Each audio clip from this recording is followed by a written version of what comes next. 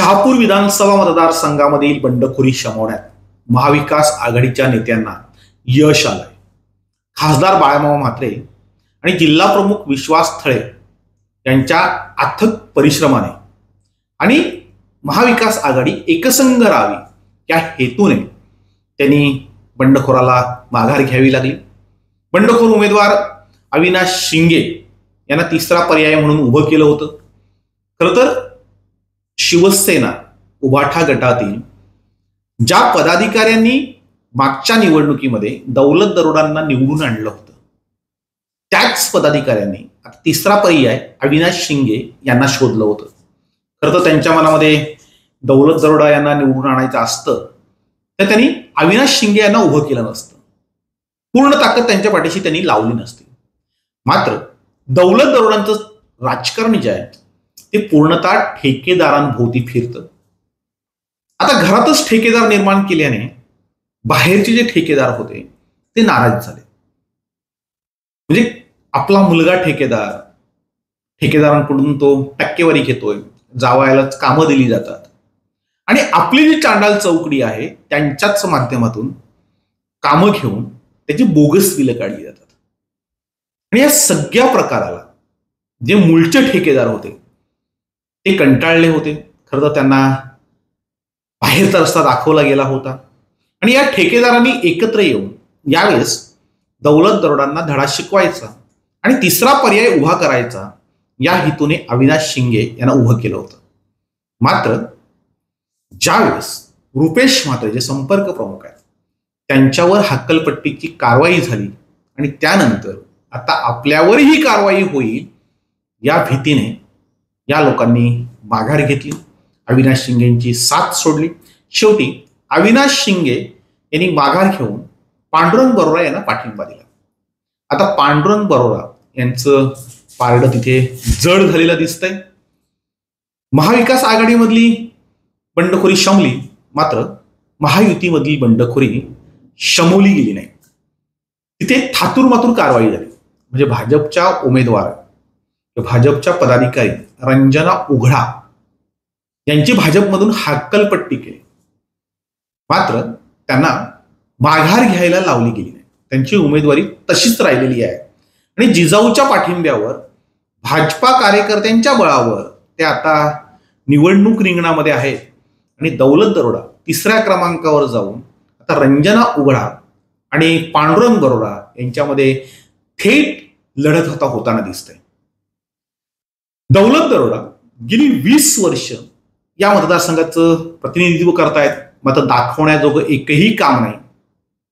सलग 20 वर्ष निष्क्रिय आमदार हा ठपका त्यांच्यावर बसलेला आहे आणि जेव्हा आता ते प्रचारला जातात त्यावेळेस एक तरी काम दाखवा असा प्रश्न त्यांना विचारला जातोय.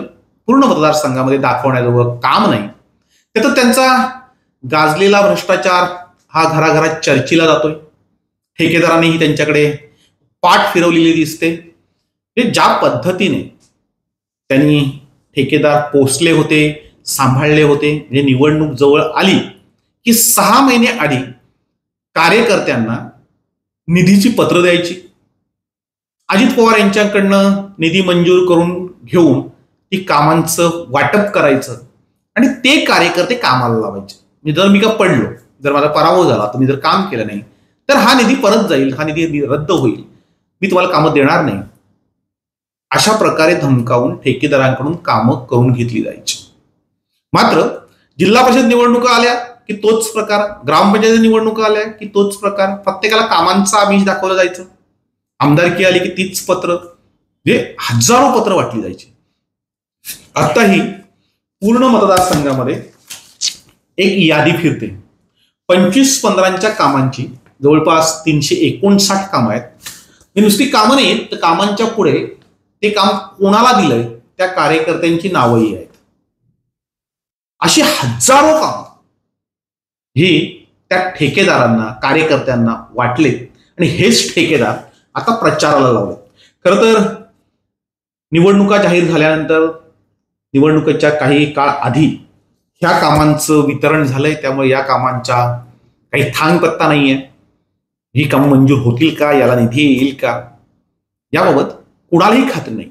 मात्र टक्केवारी घेऊन ही कामं वाटली गेली आणि वास्तव जेव्हा या ठेकेदारांच्या लक्षात आलं तेव्हा त्यांनी या दौलत दरोडांकडे पाठ फिरवलेली दिसते. जे आता प्रचारात ठेकेदार दिसत नाहीयेत. जर प्रचारात ठेकेदार दिसले किंवा ठेकेदार प्रचार करायला गेले तर लोक जाब विचारायला लागले. लोक विचारायला लागले की तुम्ही काय केले ते दाखवा. तुम्ही ठेकेदार आहात, तुम्हाला काम मिळालंय, आमचं काय? आमच्या गावात ते काम झालंय का? त्याची बोगस बिलं निघाले. म्हणजे अनेक प्रश्न हे विचारले जातात आणि ठेकेदारही आता खुल्ला विरोध करायला लागलेत कारण त्यांच्याकडून टक्केवारी वसूल केली गेली. म्हणजे कोणत्याही ठेकेदाराला फुकट काम दिलेलं नाही. म्हणजे साध्या साध्या कार्यकर्त्यांकडून पैसे घेतले गेलेत. कार्यकर्त्यांनी दागिने गहाण ठेवून व्याजाने पैसे घेऊन या दरोडांच्या पेला पैसे दिलेत आणि ते कामाच्या प्रमा काढून घेतलेले आहेत. आत्ताची परिस्थिती अशी आहे की अनेक पत्रे ही रद्द झालीत,